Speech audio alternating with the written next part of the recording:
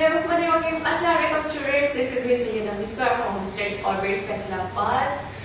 पता है कि हमारी जो है इंफॉर्मेशन से रिलेटेड वीडियोस, अब्रॉड स्टडीज से रिलेटेड वीडियोस आप तक पहुंचती रहती है। तो आज की वीडियो में भी बहुत सी चीजें मैं डिस्कस करने वाली हूँ। बहुत इंफॉर्मेटिव वीडियो होने वाली है, तो एंड तक जुड़े रहिएगा मेरे साथ, क्योंकि आज मैं बात करने वाली हूँ यूएसए की कि यूएसए में अगर आप स्टडीज का माइंड रखते हैं तो कौन सी ऐसी चीजें हैं जिनको आप अवॉइड करके अगर सक्सेसफुली अपने लेके चलना चाहते हैं एडमिशन को, तो किन चीजों को आपने फॉलो करना है और अपने प्रोसेस को किस तरह से लेके। तो सबसे पहले तो स्टूडेंट्स अगर अप्लाई कर रहे हैं तो वो ये कोशिश करें कि जब वो अप्लाई कर रहे हो तो उनके माइंड में क्लैरिटी हो दो चीजों को लेके। वो दो चीजें कौन सी हैं? फर्स्ट ऑफ ऑल तो स्टूडेंट के माइंड में ये क्लैरिटी होनी चाहिए कि वो जो कोर्स चूज कर रहा है उसमें वो क्या पढ़ने चाह रहा है, उसने क्यों चूज किया है, उसने आगे इसको किस तरह से परस्यू करना है। सेकेंडली, किस यूनिवर्सिटी में जा रहा है, ठीक है, उस यूनिवर्सिटी के बारे में भावना होनी चाहिए, उसका स्टडी वर्क पूरा होना चाहिए, होमवर्क होना चाहिए, उसकी रिसर्च होनी चाहिए। आप डिफरेंट वेबसाइट्स पे जाएं, वहां पे जाके उस यूनिवर्सिटी को सर्च करें, उसकी लोकेशन को देखें, उसका कोर्स कंटेंट देखें, उसकी रेपुटेशन देखें, फिर उसकी जो है वो कोर्स भी देखें किस तरह की है, ठीक है। जब आप ये खुद रिसर्च करेंगे, वहां पे इन चीजों से गो थ्रू होंगे तो बहुत सी चीजें जो है वो आपके सामने क्लियर होती जाएंगी और आपके जो है एडमिशन के चांसेस वो भी इंक्रीज हो। ओके, सेकंड नंबर पे जो चीज सबसे इम्पोर्टेंट होती है जो कि हमारे प्रोसीजर को, हमारे एडमिशन को सिक्योर कर सकती है, वो आती है एंट्री रिक्वायरमेंट्स। एंट्री रिक्वायरमेंट्स में आप क्या हो सकता है? एंट्री रिक्वायरमेंट्स में बहुत सी चीजें आती हैं, जिसमें फर्स्ट ऑफ ऑल तो स्टूडेंट का एजुकेशनल प्रोफाइल आता है कि आपका एजुकेशनल प्रोफाइल क्या है। लाइक अगर आप मास्टर के लिए अप्लाई कर रहे हो ना, तो मास्टर में अप्लाई करने के लिए जो यूएसए यूनिवर्सिटीज डिमांड करती है वो 2.3 से सीजीपी से ऑनवर्ड 3.00 या अप टू 3.00, जितना भी मैक्सिमम हो जाए उतना अच्छा होता है।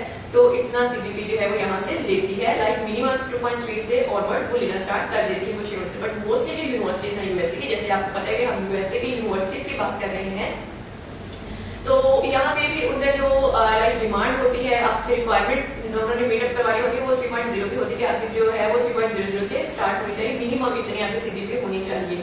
और उसके बाद जो है फिर इसमें एसओपी आ जाए। उसके बाद जो है आपकी इंग्लिश टेस्ट जो है, ठीक है, इंग्लिश लैंग्वेज टेस्ट है, वो आपकी सबसे बेसिक एक और इम्पोर्टेंट एक कंडीशन होती है जो हर स्टूडेंट को मीट करनी होती है। तो अब इसमें इंग्लिश टेस्ट कौन से हो सकते हैं वो आपने यूनिवर्सिटी वाइज देख लेते हैं। लाइक कुछ यूनिवर्सिटीज जो होती हैं वो ओवरऑल इंग्लिश टेस्ट लेती हैं, लाइक आईएल्टीएस भी ले रही हैं, पीटी ले रही हैं, उसके अलावा टॉफल ले रही हैं, डुओलिंगो लेती हैं, ठीक है। लेकिन कुछ यूनिवर्सिटीज ऐसी भी हैं यूएसए में जो कि कुछ ऑप्शन लाइक 1 से 2 ऑप्शन के साथ साथ एसओपी क्यों जरूरी है? एसओपी का अब आपको जैसे एसओपी के नेम से पता है कि स्टेटमेंट ऑफ पर्पस है, ठीक है। आपका जो पूरे प्रोसेस होते हैं ना एडमिशन लेने का, वो इसी पे बेस कर रहा होता है। एसओपी आपको 100% सिक्योरिटी के साथ एडमिशन करवा भी सकती है यूनिवर्सिटी में, और एसओपी अगर आपकी वीक हो, क्लैरिटी ना हो चीजों में, तो वो आपका एडमिशन इनिशियल स्टेज पे लिए स्टॉप भी करवा सकते हैं। वो आपका लाइक एडमिशन बैकग्राउंड होता है, वो आपने बताना है, फिर अपना पर्पस बताना होता है, यूएसए में आप क्यों आ रहे हो, ठीक है। यूएसए में यही वाली यूनिवर्सिटी जो है वो आपने XYZ जो भी चूज की हो वो चूज की है आपने, ठीक है। वो बताने के बाद फिर आपने जो है एसओपी में हमेशा वो बात करनी है जिसके बारे में आपको पता हो, बिल्कुल ऑथेंटिक इन्फॉर्मेशन हो।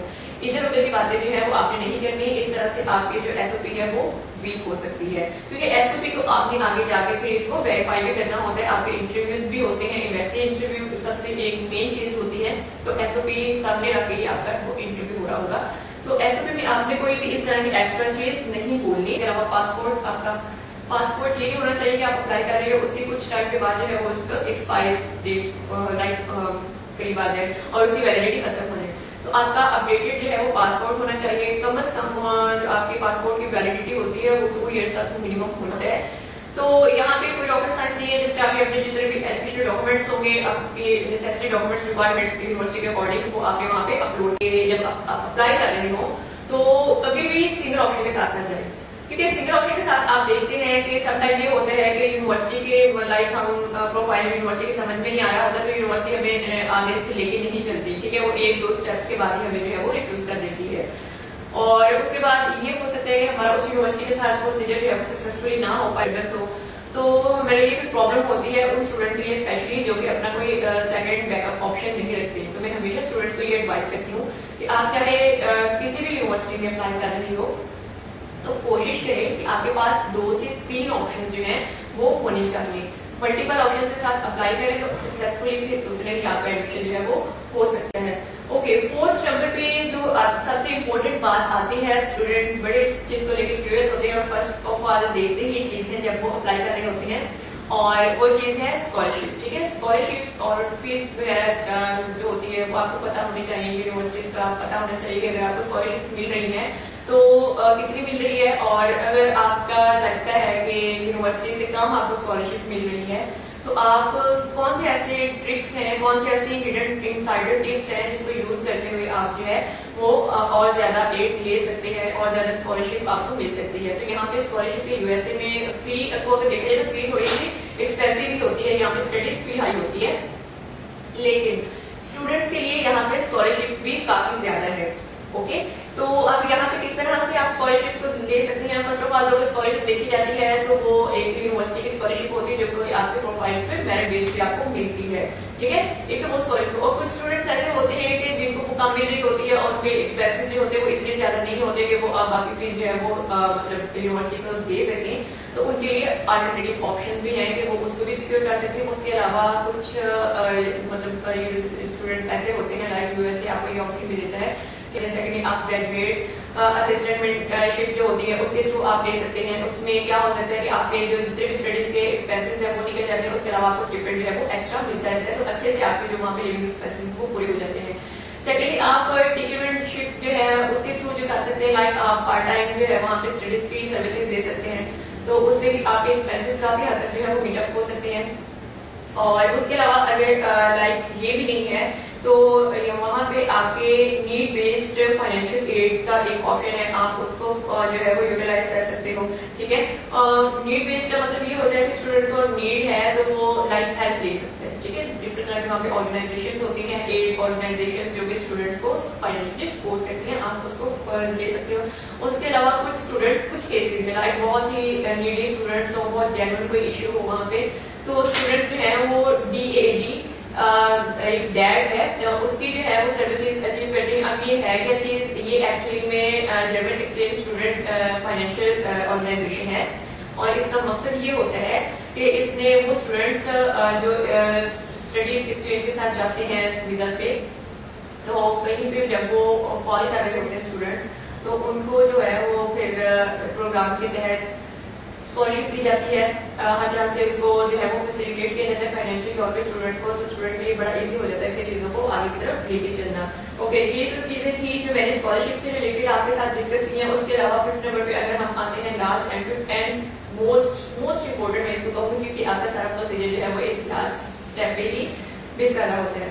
Yes of course, visa stage होती है हमारी, वीजा प्रोसेस होता है। वीजा प्रोसेस में हमने क्या करना होता है, वीजा प्रोसेस में सबसे पहले तो जो है लाइक आप देखिए जैसे आपका जो है, अगर मैं एप्लीकेशन पाइपलाइन आपसे जो है वो थोड़ी सी शेयर करूँ तो आपको पता है आपने डॉक्यूमेंट जैसे मैंने इनिशियल में बताया कि पोर्टल पे अपलोड कर देनी है। पोर्टल पे अपलोड जैसे डॉक्यूमेंट्स करेंगे उसके बाद यूनिवर्सिटी की तरफ से आपको I-20 आ जाएगा। ठीक है, I-20 का मतलब ये होता है कि यूनिवर्सिटी आपको एडमिशन दे रही है और नेक्स्ट आपने उसके रिक्वायरमेंट्स लाइक डिपॉजिट है या जो भी फीस वगैरह है, डॉक्यूमेंट्स को आपने पूरे करने हैं, तो जो भी हुआ वो आपने आप कंडीशंस को मीट करना है।